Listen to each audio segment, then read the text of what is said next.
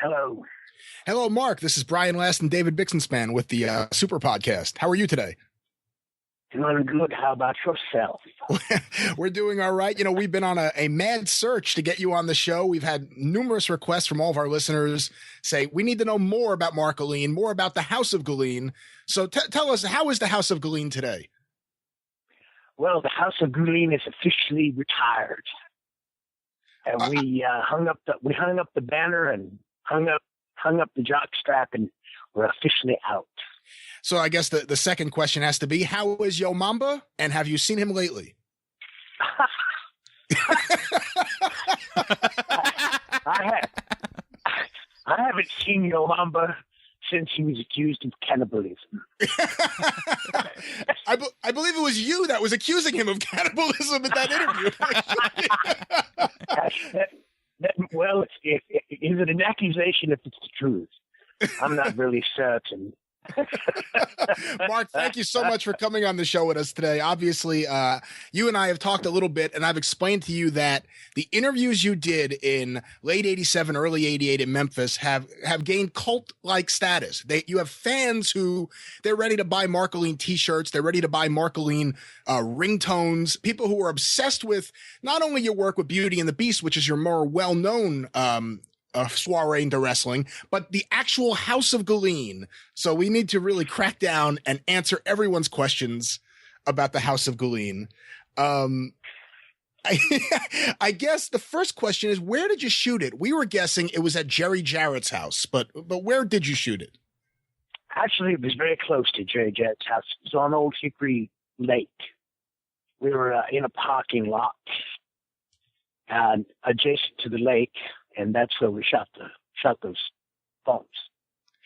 Was it a cold day? Because obviously the one thing that people always point out is in that first promo you did, you're wearing an overcoat on top of your coat, which just falls off in the middle of the interview. But how cold was it that day? It was chilly. I'd say it was probably about 40, 45 degrees. And I mean, did anyone say, "Hold on, your coat is falling off, we need to redo this," or was it just no? That's it was well and done. when that fell off, I was thinking, and that was a nice leather coat too. I was a bit mortified, but I just kept pressing on. Show must go on. So I got to ask you, as we sit here talking to you, when it's decided that you're going to be a manager in Memphis, even though you were trained to be a wrestler, you were coming in to be a manager. You were going to have this stable featuring such luminaries as T.J. Khan the Great and the mysterious Yo Mamba the Jungle Savage. People are still searching for any photographic or video evidence of this man's existence. And of course, later on, the Midnight Rockers, who you would launch into fame and fortune as they would become well-known professional wrestlers. But absolutely. I guess the first that was all my work, by the way. I guess the first question has to be, where did you come? Where is this accent from? Well, I'm a world traveler. I was born overseas at a very early age. And I learned to speak the Queen's English in various places, from various people, not very much my parents. I was raised by a nanny. And you learn to speak what you learn to speak. Wrestling for Jarrett Promotions in front of those fans is probably the one place where just speaking in the Queen's English can get you heat right off the bat. Isn't that the truth? It has 46 legs, 3 teeth, and an IQ of 75. The first row at the Mid-South Coliseum. That's exactly right. I used to refer to it as Darwin's waiting room.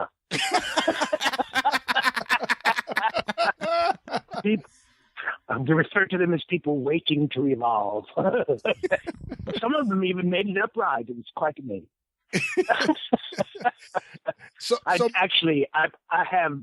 want to take that back because I have nothing but respect for all the fans. They made everything that we did possible, and I want to say take this opportunity to say thank you to each and every one of them, because we had a wonderful ride, and the fans made it all possible.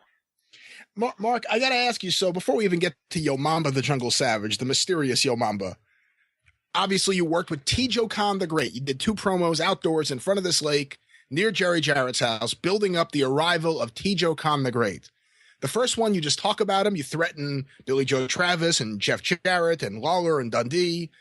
And it's just a miraculous interview. It's one of my favorite interviews ever. And then the second one, you take it up a notch.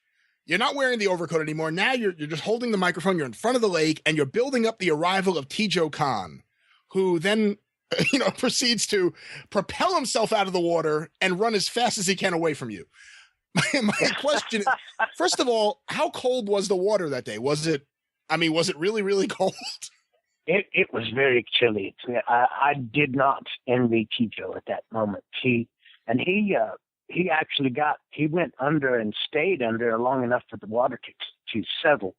Oof. And then came up, and they were filming, of course, and came up and went bounding down the berm. Now, you claimed that T. Joe Khan the Great could do the 40-yard dash in 3.5 seconds. My question is, do you own a stopwatch? Of course. Okay. Doesn't everyone? Have to time the ladies, I'm sorry, but you're not done yet. Now, you worked for a few weeks with T. Joe Khan. What kind of guy was he? Was he fun to work with? Yeah, but he was quite accomplished, very serious, one hell of an athlete, and good guy, wonderful, and a tremendous wrestler, just really stupendous. Did he regale you with any of his tales of being a famous movie star in the hit classic Body Slam? No, he was quite modest about that sort of thing. He really he wore them like a merit badge, but he didn't display them proudly. He was really quite a unassuming chap. He really quite nice when he wasn't hurting people, of course. Which I have to say, I never saw anyone that. I've only known a couple of people that enjoyed hurting people more than T. Joe did. T. Joe, when he got in the ring, was a completely different animal. An animal he was. He was truly a ferocious man. Did you find him on a scouting trip of some kind, or? I beg your pardon? Did you find him on a scouting trip of some kind in an exotic foreign country, or?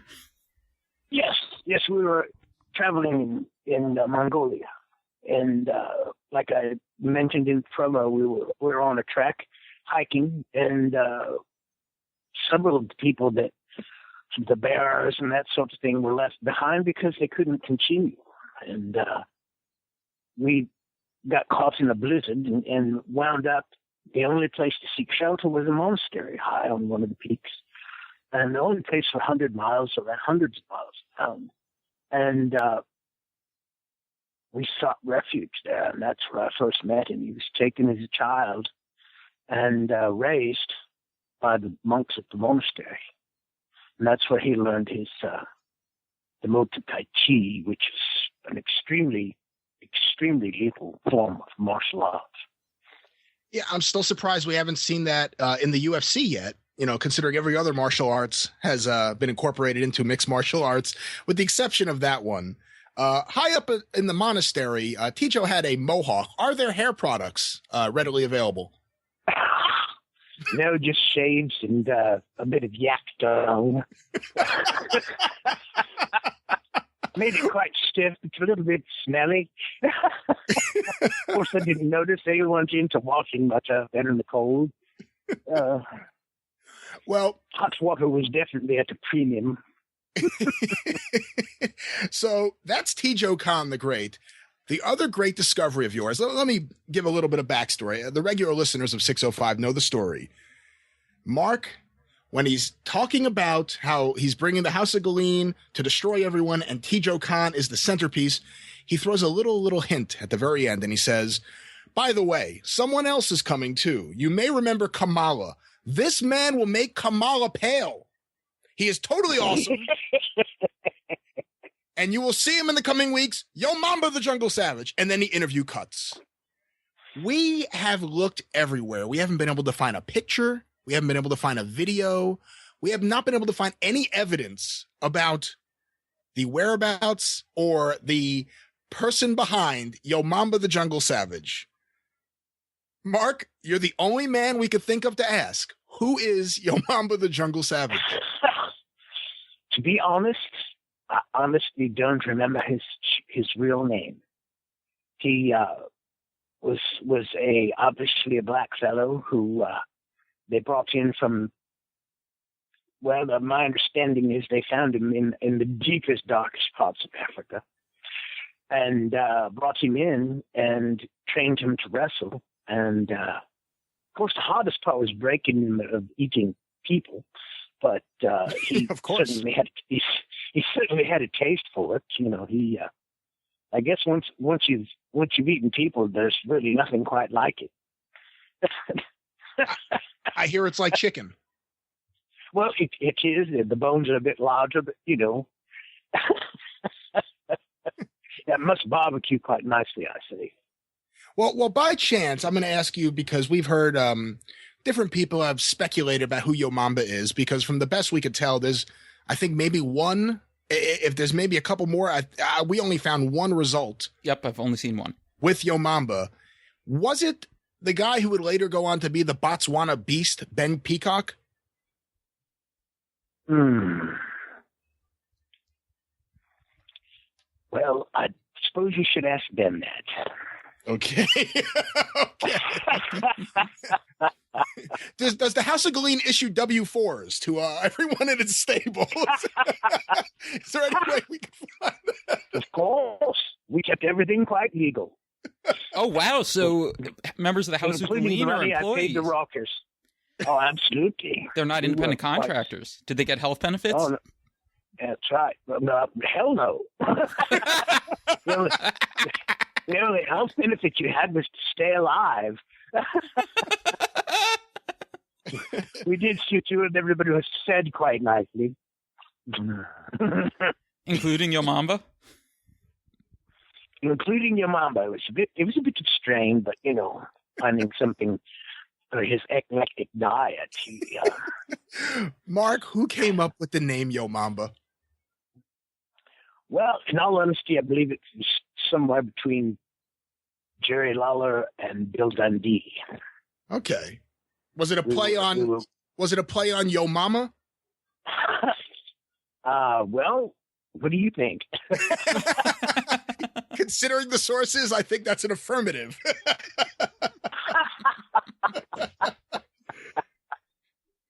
Well, I'd have to say that we got a good laugh out of it. That's certainly when it was suggested, we were spitballing around the table, and somebody said Yo Mama, and then somebody said Yo Mamba.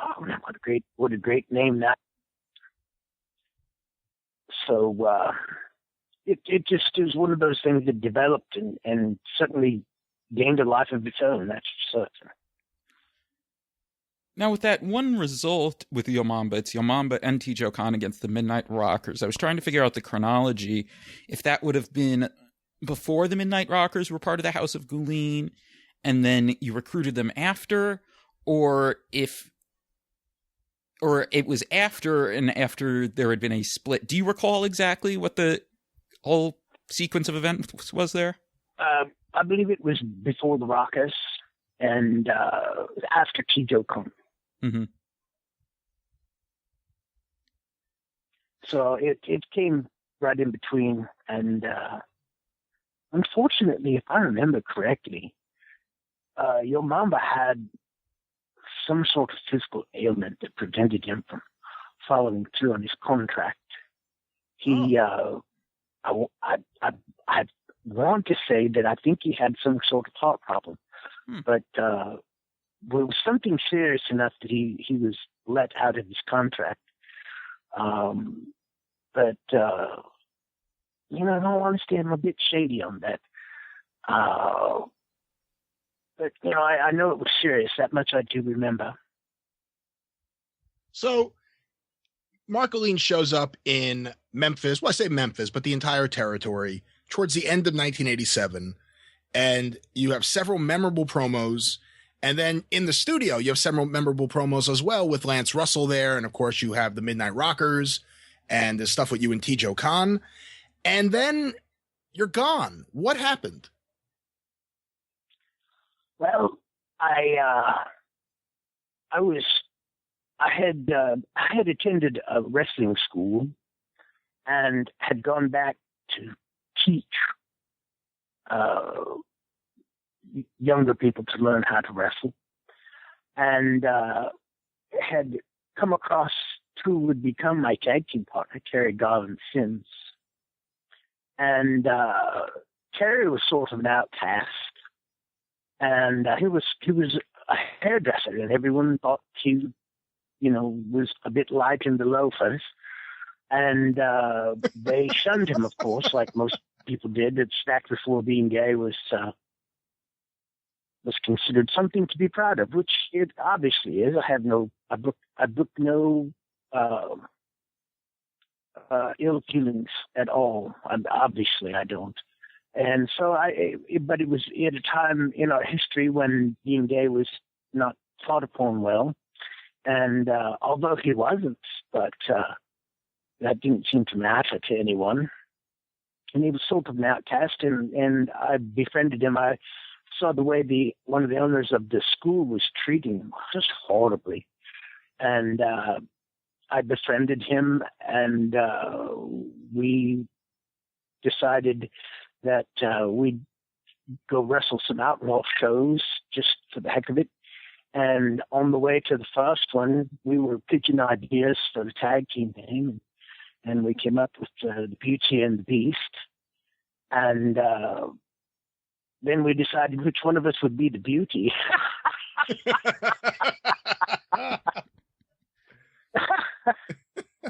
So, and we determined that the really only viable way for it to go is for Terry to be the Beauty and me to be the Beast, and which suited my personality perfectly. Although I must say it was quite a transformation for you from Marc Gullen with the flowing locks, the leader of the House of Gullen, to the Beast with a rather beastly hairdo. Did Terry do your hair? Terry designed the do and did an amazing job with it.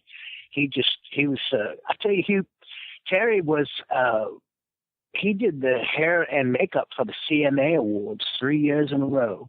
Oh wow! He's quite an accomplished hairdresser, and he had a shop above I think it was above Moscow's on West End in Nashville, quite a trendy place, and was doing quite well. But he had tired of doing hair and wanted to break into wrestling and went to the school. And I have to say, Terry took everything they had to dish out and bounced back for more. It showed me so much about his intestinal fortitude that he could take it and take a licking and keep on kicking, as it were. And he impressed me tremendously, and he and I became fast friends, and it was quite a transition, no doubt. To go from doing a lot of talking to doing not much talking was difficult, to say the least, but Terry had quite a gift of gab, so it worked out rather well.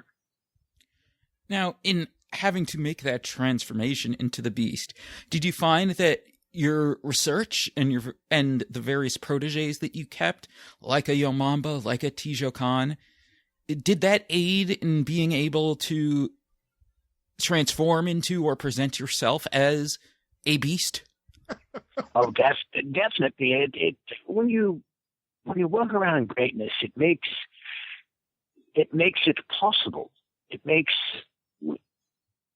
you immerse yourself in a lifestyle, and you learn. The best part about the Beast, being the Beast, transforming myself into the Beast, was that I grew up in the service industry and wound up, you were only as good as your last performance, and wanting to please people. And now, all of a sudden, the worse I treated people, the better I got paid.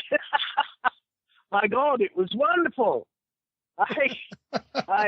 It was quite cathartic. It allowed me to balance out my personality and allowed me to express the dark side of myself, which had always been there. I've got a terrible temper.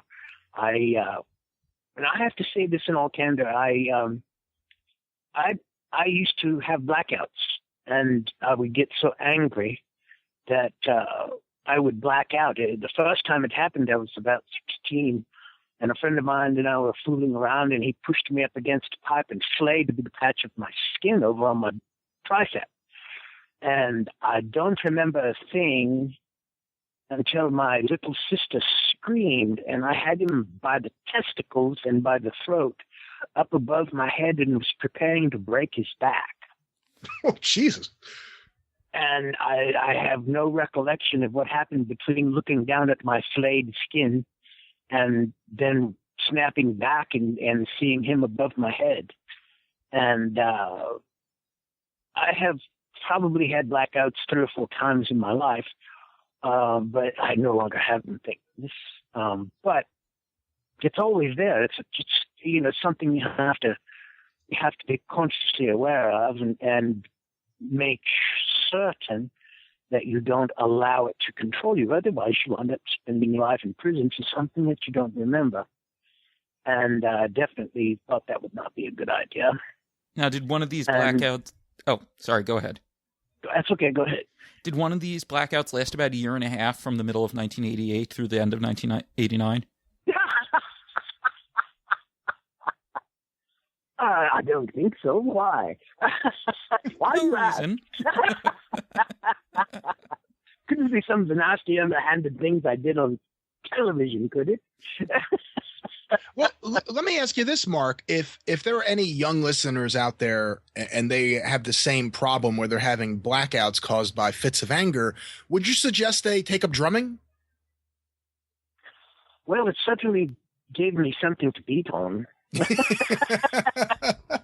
It was an interesting place to come from. I have to say that I broke into the business quite young and did quite well doing it and enjoyed it very much. And I have to say it gave me a place to work out a lot of aggression, I must admit. Not nearly as well as wrestling, because you still had to be nice to people, but it definitely gave me a place to work out some aggression. Let me take a step back before we go a little further with Beauty and the Beast. But, you didn't do as much talking with Beauty and the Beast. And but you did. I remember the introductory promo you did. You did all the talking, and then you introduced Terry, and Terry did the talking. But my question is that you, from the start, were really, really good as a talker. I think exceptionally well, good, considering you were brand new and no one had seen you before, and you were able to do, whatever, a 90-second, a 2-minute promo off the top of your head without breaking. And it's very impressive. Is it something you practiced, a skill you worked on? Did people right away say to you, people in the company, like, wow, you're really good at this? Well, how that occurred was when I went to the wrestling school myself, and I had decided that, to be honest, the whole reason I went to the wrestling school was I had gotten overweight and was looking for an occupation that would help me stay in trim. And a friend of mine called up and said, "Look at 2020. It's on television now." And they were talking about how there was a shortage of journeyman wrestlers and what the average pay per year was. And I thought that sounded like a really good idea. I was a frustrated baseball player anyway. And so I I thought, well, I'll look around, and it took me about 6 months to find a school. And as I went through the school, we had a day where we were all going to practice doing our interview skills. And I got up, and well, the gentleman before me was from Kentucky. He was a warehouseman looking to move up in the world. And he got up there and put down people from Tennessee. Although I'm not from Tennessee, I took umbrage with the fact that he was putting people from Tennessee down. And I came out and I started out. I said my parents brought me up to be a good sportsman and to treat people fairly and to treat them with respect and honor.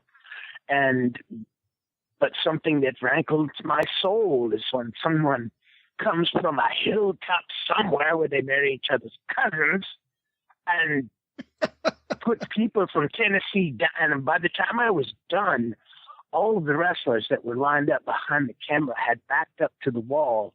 I was absolutely breathing fire and made the entire thing up on the spot. And Bill Dundee was one of the mucky bucks at the school, took that video to Memphis, showed it to Jerry Lawler, and Lawler said, "Where did you find this guy?" and I was actually working it was supposed to be a 6-month school. I was working after 3 months in school, and the rest is history. You know, we took on quite a life, and I honestly, I think. I know for certain my career would have probably been much longer if I'd continued talking instead of wrestling. But I do kind of regret getting out of the management end. Although I have no regrets about my tag team partner. We had a wonderful time, great friendship, still friends to this day, and he. At any rate, I've thought about that a lot over the years. That I actually, one of the things that retired me from wrestling was I was walking to lunch in Arlington, Texas, between Dallas and Fort Worth, and I was walking down a sidewalk and walking across the opening of a parking lot, coming out onto a street, and a woman drove right into my left leg. Ooh. And there was no place for her to go. It was 4 lanes full of traffic. I think, looking back on it, I think it was deliberate because we were quite unpopular, especially in Dallas. Well, and that's heat. It's serious heat, I'm telling you, way too much heat. But I dropped an elbow on the hood of her car, rolled off the hood, and kicked it all the way down one side, and went on to lunch, not thinking I'd been hurt, thinking I'm large and in charge. I'm the world tag team champion and world class tag team champion. And I thought, certainly okay. Well, later that day, my knee seized, my back seized, and we had troubles. I didn't even get her license number. I could have sued her for everything she was worth, no doubt. Yeah. But didn't do it. Just thought I was too big and bad to be injured. But wow. That took me on about a 2-year hiatus from the wrestling business while I spent, after that incident, I came back to Nashville and spent 7 weeks sleeping on my living room floor with my legs up on the couch. And I had a serious disc injury. And I spent the next couple of years getting back into shape to get ready to get back in the ring. Did you get back into the ring after that? Yeah, we got signed by Continental, the Wrestling Federation, and did a nice run there.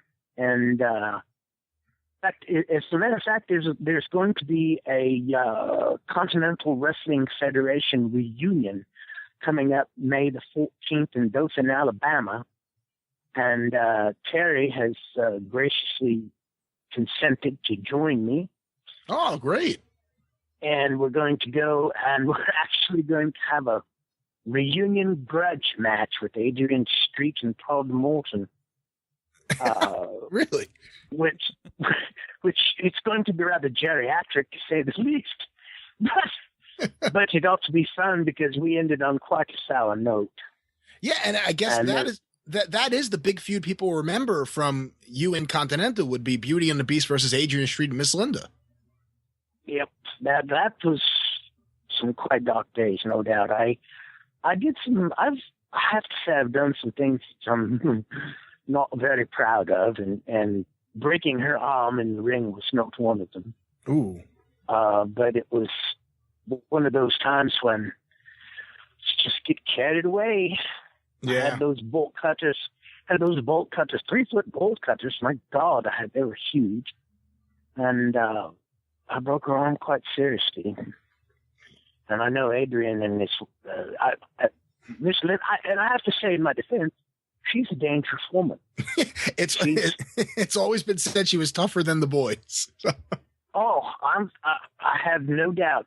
There's a story going around that Miss Linda, someone had done something, some fan had done something dastardly to Adrian, and she waited for him outside. And I don't know if this is true, but it's a rumor that she waited for him, and when they took him to the hospital, one of his eyelids was half torn off, and his mouth was split about 1.5 inches down his cheek. Oh, so she was definitely a frightening woman, and taking her out of the picture was necessary. Unfortunately, I shouldn't have gone that far, but sometimes in the heat of battle, things get out of hand. Well, when you're defending your beauty, obviously the inner beast. That's sometimes you just have to unleash the beast and let the chips fall where they may. Well, Mark, let me ask you. Let me take a step back and ask you a couple questions about before you got to Continental and before you even got to Dallas. And I want to ask you a couple questions about Dallas. But on July 30th, 1989, you were in a hair versus hair match. You and Terry against Adrian Street and Bill Dundee in the Mid-South Coliseum in Memphis. Talk a little bit about that match. It was a bit rough, I have to say. I was a bit off my feed that night, and I had a lot on the line because my hair was quite a symbol. And God knows I was going to get Terry to shave his head. Oh my God! The most dangerous, the only thing more dangerous than getting in the ring with me was to get between Terry and a mirror. The man never met a mirror he didn't like. Of course, he's a dashingly good-looking fellow, so I understood it. But but yeah, you're right. When you have to defend, you got to defend who you must defend. Now, one of the trademarks of Beauty and the Beast, or maybe the trademark, was the pink mat that Terry would bring into the ring for each match. Nice, freshly cleaned each time. Absolutely. Terry was rather particular about, and we decided when we decided on that, neither one of us particularly liked the idea of rolling around in other wrestlers' sweat and blood. And the ring mats are notoriously grimy. You see blood on them from old matches, and this was at a time in history when blood contact was being frowned upon, at least by people who had their thinking caps on them. And we decided we had that mat custom made at Crown Tent and Awning. There's a little plug for them. A rather notorious awning outfit here in Nashville. And we had the ring mat made, and some friends of mine came to one of our matches, and they talked to me about it afterwards, and said that the people started booing when the ring boys were bringing out the mat to put on because they knew what was coming. And one of the people in front of a couple of my friends, one woman leaned over and said to her husband, "I believe that's sort of like a ring condom."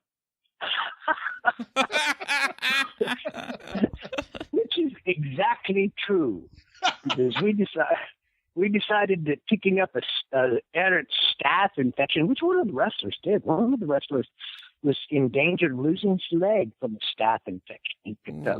So we decided that we would much rather have our own mat, and lugging it through the airport was a bit of a bitch, I must say, but it all worked out quite nicely, I think. Now, when you were in Dallas, I remember a particular incident where Terry kissed announcer Mark Lawrence, and I believe Mark liked that entirely too much. And I'll never forget what he said after, which was, and keep in mind this is a man of the cloth speaking, "The beauty just kissed me. I don't know whether to laugh, cry, or get an AIDS test." Ooh, that was a bit rough. Well, how was your transition from Memphis to World Class? When did you first arrive? Who was there? From the moment you get there, is it a completely different world than the world of Jarrett Promotions in Memphis? Certainly, it was. We wound up. Our home base was at the world famous Sportatorium in Dallas, and quite the venue, I must say. We shot our television shows there on Saturday, and it was a much larger venue, and of course we wrestled. Working for them, we wrestled the Gulf Coast Coliseum. We wrestled a lot of extremely large venues, and it was. Well, we were second in the ratings, the television ratings, only to the WWF. They were only beating us by about 0.2 of a percentage point at the time. In fact, we went head to head with them in Chattanooga and outdrew them. So we were nipping at the big boys' heels, no doubt. And so it was definitely a transition. And the crowds, we went to replace the SST, the Samoan SWAT team. Oh, okay. And we walked in and immediately started wrestling with the Von Erichs, and oh my God, talk about a couple of space cadets. I swear, I never saw two more proficient athletes in my entire life. Terry was built like Conan the Barbarian, and his brother Kevin probably never met a weight he liked, but the man could squat down and jump up and double drop kick you in the face and land back on his feet. He was a tremendous athlete, both of them, really, really tremendous athletes. And of course, they down in Dallas, you can only imagine how welcomed we were, being that Teddy was purported to be gay, and I took care of him. He'd get in trouble, and I'd go in the ring and save him. So you could imagine how they felt about us. And especially in Dallas, Texas, where, all I can say, it was a frightening experience. So Mark, I'm sorry. Go ahead. That's okay. Go ahead. I was going to say, who's stiffer in the ring, Kevin Von Erich or Miss Linda? I'd say it was probably about a tie. Yeah. Pound for pound, I'd go with Miss Linda. I was much more frightened of her than Carrie. Carrie was sort of like a rather large bulldozer going full bore with no one at the wheel. It was he wasn't the brightest bulb in the chandelier, as it was. He was a tremendous athlete, but I hate to see. Well, what the hell? He's gone. He's been gone a long time. He was easy to outsmart. I'll put it that way. And one of the great advantages that Terry and I both had was we were both relatively intelligent people. And I must say, it requires intelligence to be a professional wrestler. You can't just be a boot and get in there and be successful. And a good example of that is 95% of the professional football players that came to professional wrestling did not succeed in professional wrestling. They thought they could make the transition. Number one, their cardio wasn't up to it. They were used to working for about 3 seconds and standing around for 3 or 4 minutes before the next play. And in wrestling, you work until you're done. And most of them couldn't cut the cardio, and the rest of them couldn't cut the brain work. So it was. It's not an easy business. If it was easy, everyone would be doing it, no doubt. But I've gotten off subject. What were we talking about? We were talking about the Von Erichs a little bit, but I do want to ask you this, Mark. Oh, yes. Go ahead. Yeah, you had said that you and Terry, Beauty and the Beast, had replaced the Samoan SWAT team who went to the NWA around that time. You replaced them to the point where you were also aligned, as they were, with Buddy Roberts, formerly of the Freebirds. What was Buddy like to be around? Buddy was quite a crusty character. And I say crusty with a capital C. I'll tell you a great story about Buddy. I hope he's still alive. God bless him. He's a truly wonderful man. Very kind, very compassionate, very open. At the same time, on the other side of the coin was, oh boy. We were flying to Chicago to do a show. And Terry and Buddy and I we walked in, and I'm wearing my fur coat and my do-rag, and we walk in into the plane, and then we take our seats, and in the row behind us is the promoter for the operation, and he's sitting next to this dried-up old lady, and she looked up at me and she goes, "Did they park your motorcycles in the luggage bin?" And I looked down there and I said, "Yes, they're parked right next to your broom." And the promoter about spit out. It was great. He absolutely loved how I handled it. And this old lady would not have it. She came back and kept coming back and kept coming back. Would not shut up. Turns out she was a jailer for the city of Chicago. No wonder. She was full of herself and just full of piss and vinegar. And finally, Buddy gets tired of listening to her, and he turns around, and I've got to tell the story. It's a great story.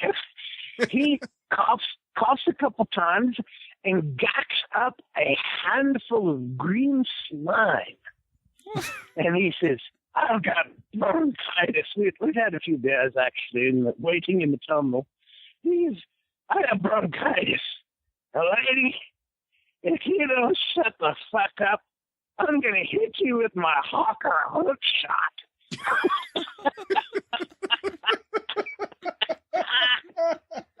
My God, that shuts her up.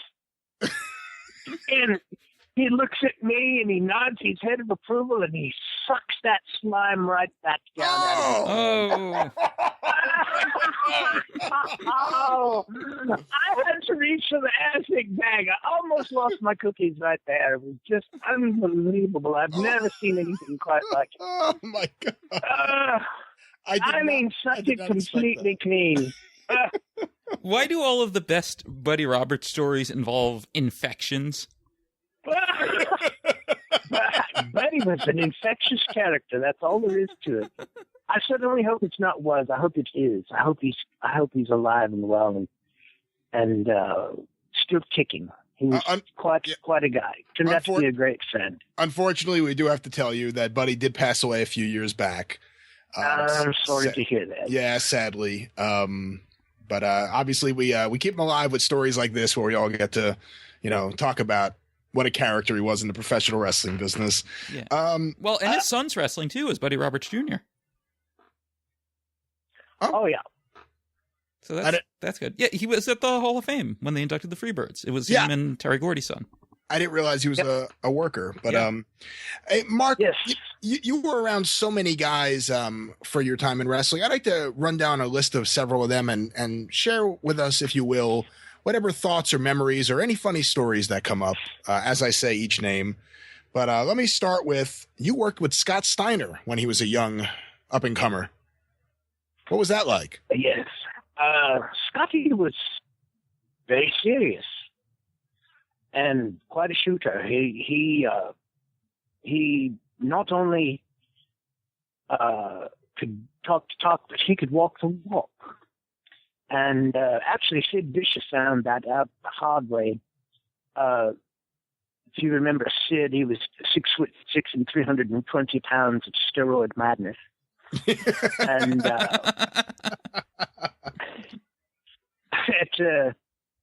And as a matter of fact, I'll have a great funny story about Sid. We'll talk about later. But but Sid,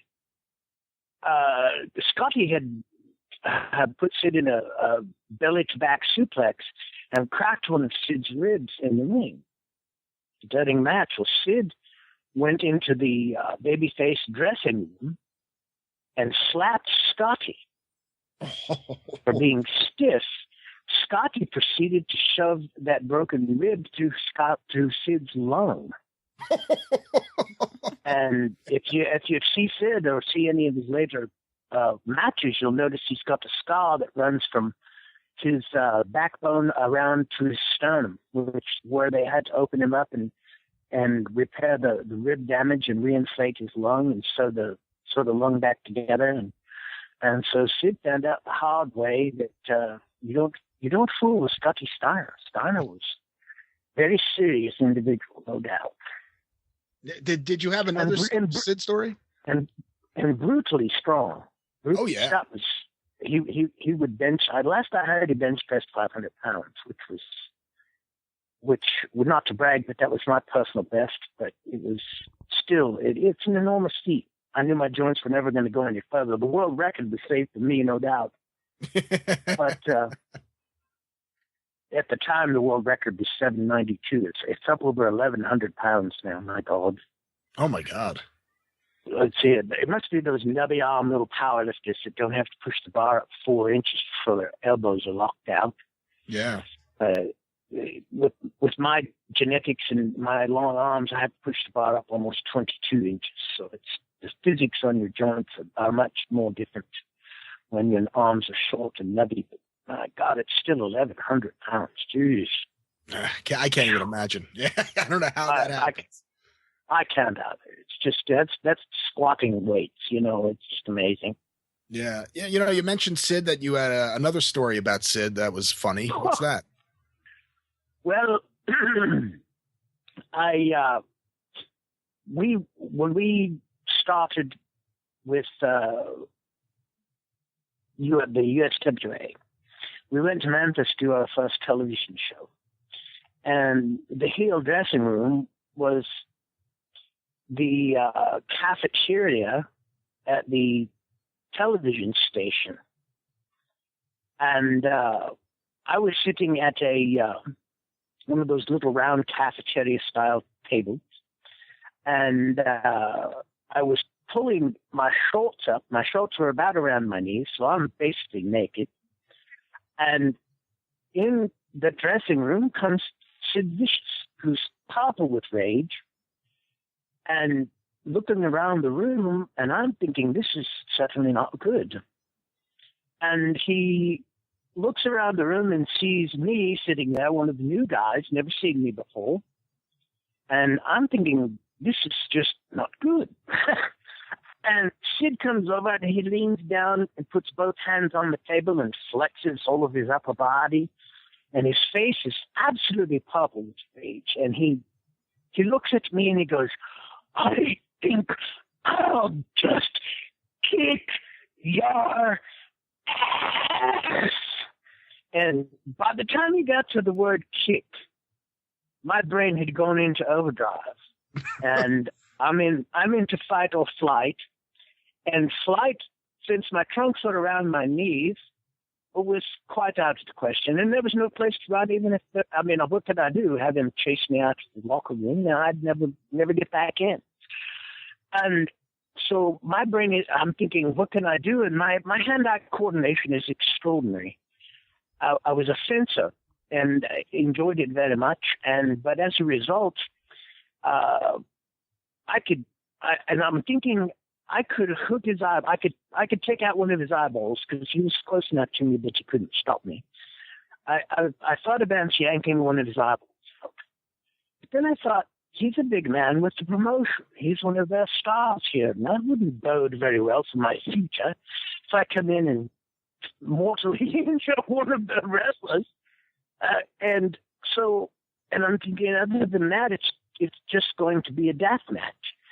So I'm thinking, and as he gets to the end of the word ass, and spit is flying all over me, I finally look up at him and I roll my eyes and I go, ooh.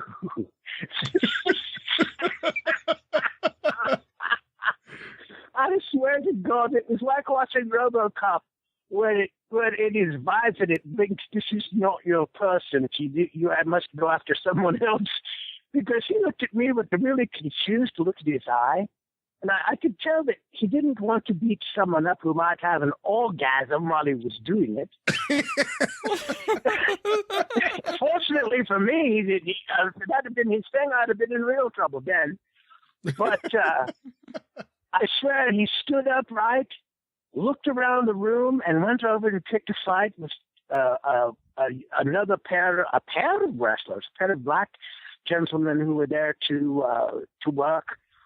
And he went over to pick a fight with them, literally fist fighting with them. And the promoters had to come in and break it up. It was amazing. And the only thing that kept me from being in Mortal Kombat with Sid Vicious was quick thinking and a sense of humor. And I actually happened to pick the right thing to do. It was very fortunate for me, I'd say. I think it's a very important lesson for our younger listeners out there. If you get bullied by a big guy who may or may not be on steroids, pretend like you will sexually enjoy it, and they'll probably go pick on someone else. But 9 times out of 10, but that one time could be a real pisser.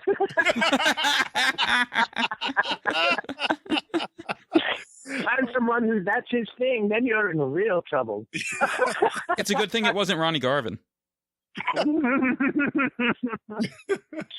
wasn't even at the table at the time. It was really sad. I was completely on my own. But even in all honesty, even if we'd have won the fight, we'd have lost the battle, Yeah. So it just was a no-win situation. So, but I did manage to eke out a tie. Mark, what was it like working with Robert Fuller? Robert, I have to say, Robert was a great, great man. He was a mentor. He was generous in the ring. He was ruthless as well. He and Jimmy Golden were tag team partners at the time, and both of them were gentlemen in every sense of the word. They were kind and caring and generous and willing to pass on information and help the newer guys, and they were quite good to us, I have to say. And Robert was one of the most naturally funny people I'd ever run into. He had stories to tell that were just amazing and had a delivery. That's that deep, rich baritone voice and his southern drawl. His delivery on his punchlines was just impeccable. I told him he should have gone into TV. He was into a sitcom of some kind because he was just phenomenal. And but truly an amazing talent, great in the ring, and just a very. I consider him a friend, and I don't have many friends, but I cherish the ones I do have, and Robert is one of those. You know, we mentioned Sid and Scott Steiner, two guys who would go on to much, much greater fame later on, and you got to know them in their primitive days in the wrestling industry. Another guy I believe you were around would later go on to great fame is The Undertaker. He was, I believe, the master of pain when you would have been around him, but what was Mark Holloway like? Another fine man. He was very quiet, kept to himself, was very serious about what he did, obviously, and quite accomplished. And actually a really nice fellow. I enjoyed working around him. He was very focused, very dedicated, and very personable. I enjoyed his company. You know, you worked for Jerry Jarrett, and his son Jeff was wrestling at that time. What was it like working with the son of the boss? Well, there's a loaded question for you. Jeff was he didn't get his spot by being talented, but he definitely rose to the occasion. And I think one of the things that we all respected about him was that he took his job seriously. He learned his craft. He got in the weight room and made himself very believable. And I think that all in all, I mean, he was gracious in the ring. He was, I think, a gentleman. And I have to say, we were all looking at him a bit sideways when they put him over the first time, because he was so small, but he definitely grew into his role and became a legend. I enjoyed my time around him. It's very good. And he was involved in, at least from my perspective, one of the most memorable moments of your career, if not the most memorable, which was when Jeff wrestled Dutch Mantell at the Kentucky Center for the Arts during a performance by Walter Mays and his orchestra. You were the drummer that night, and you got involved in the festivities, although it didn't necessarily work out that well for you. How did that whole thing come about in the first place? Well, the promotions had caught wind that I was an accomplished percussionist. I studied at the Conservatory of Music at the University of Missouri, Kansas City, one of the top 3 percussion programs in the nation. And I learned to read and play proficiently, of course. But when the promotion got a call, the Wichita State University Percussion Ensemble was performing for a Lonesome Pine special. And they had written piece for percussion and professional wrestler.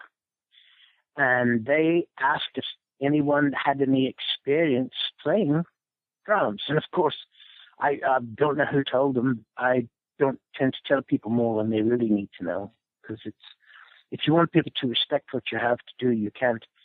I think they respect people who appear to be jacks of all trades less than they respect a specialist. And I've always thought if I'd concentrated on one thing, I would have been a brain surgeon or an astrophysicist. But I was always like a child in a candy store. I have an interesting little sidelight about my father. Told me he came to me when I was about 12. And he gave me what he called a Dutch uncle speech, which he didn't do very often, but it's where somebody sits you down and tells you the truth, whether or not it's what you want to hear. And he sat me down and he said, "Mark, if there's ever anything you want to do, you should do it, or you'll spend the rest of your life wishing that you had." And I could tell by the sadness in his eyes that there was something that he passed up that he regretted very much. And we rarely talked like that. And it struck me very deeply. And as a result, I decided that I would do the very same thing, and decided that whatever pleased me, that's the path I would pursue. And anyway, so they called looking for a percussionist, so they gave them my name, and they contacted me. Excuse me. And when I passed them they said, I believe that you will do. So we set up, rehearsed, and proceeded to do the show. And it wound up being quite a memorable moment, no doubt. Hello? Yeah. I thought Bix had a follow-up. Obviously, I was wrong. Mark, before we wrap up, I want to ask you about a few more people you worked with. One is Branko Lubitsch. Branko, quite a man. He was the referee in Dallas, and I love Branko. He was quite funny, and actually in the ring, he would take some of the younger guys and talk to them during their matches. If they were messing up, he'd tell them, "You're screwing the pooch, boy." But he was quite a guiding force for the younger wrestlers. He was a legend at that time, and rightfully so. And but he was also the sport. He was about making people better at their jobs, and which was good for everyone. And there's a lot of selfishness in the business. When you take pride, you take money, you take women, you take cocaine, you take steroids, and put them all in the middle of the ring, things can get messy in a hurry. And they did quite frequently. We wound up literally in a fight for our lives more than once. And the fact is, when you get into the ring, you've agreed to mutual combat. And if someone breaks your arm during a show, then you can't sue them because you've agreed to mutual combat.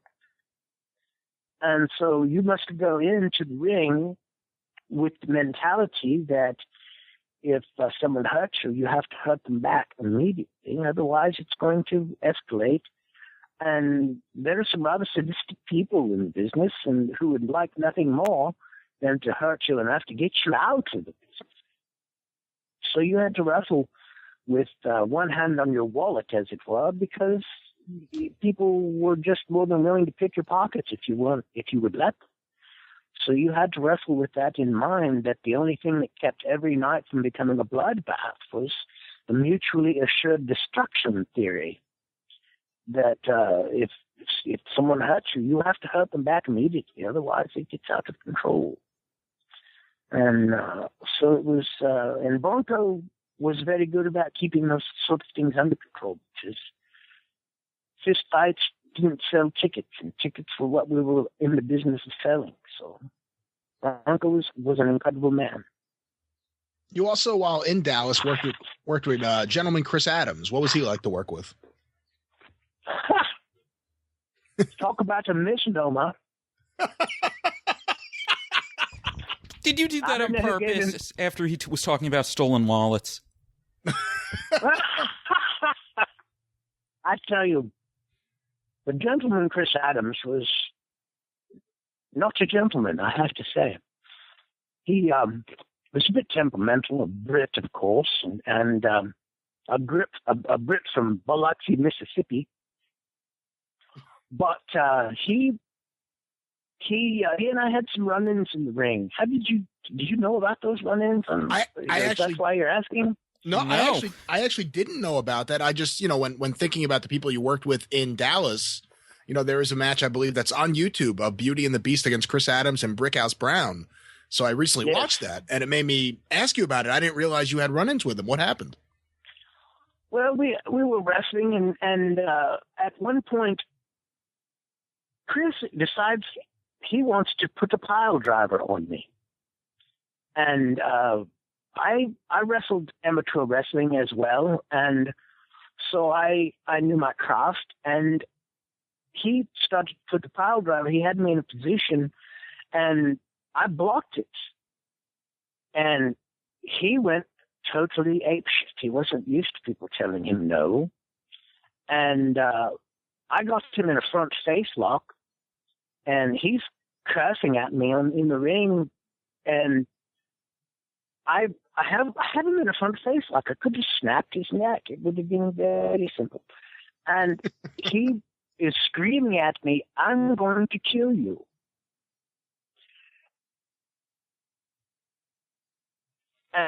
He said, "I've got a 38 in my car, and I'm going to get it and kill you."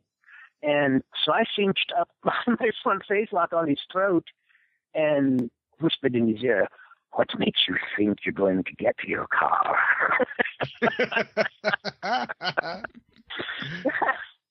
And he was quite miffed, no doubt. We had a screaming match afterwards, and he was not a happy camper that I'd stopped him, but that's just tough titties.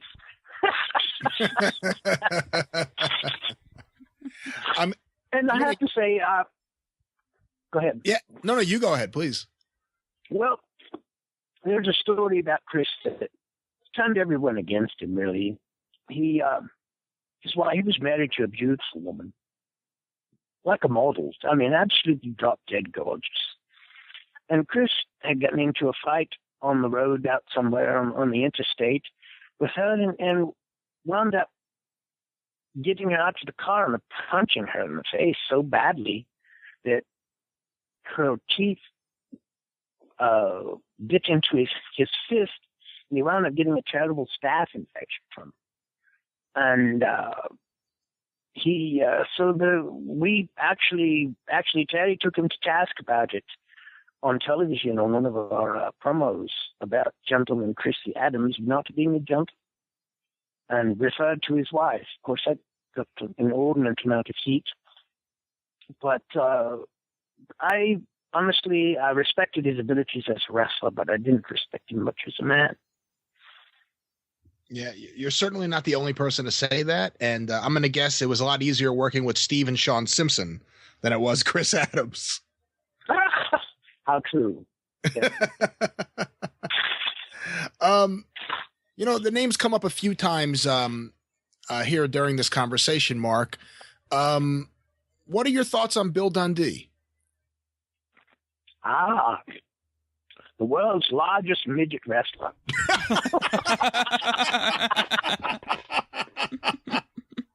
That'll get me some heat. I have to say, Bill. We went to a Tennessee Legends reunion, Terry, when we first hooked up after so long, and Bill came in, and God knows how old he is, but he's still working. He's still wrestling. And he's kept himself in good shape, and still dyes his hair black like he did back in the old days. And looks quite good. But there were certainly lots of people I enjoyed wrestling more than Bill, no doubt.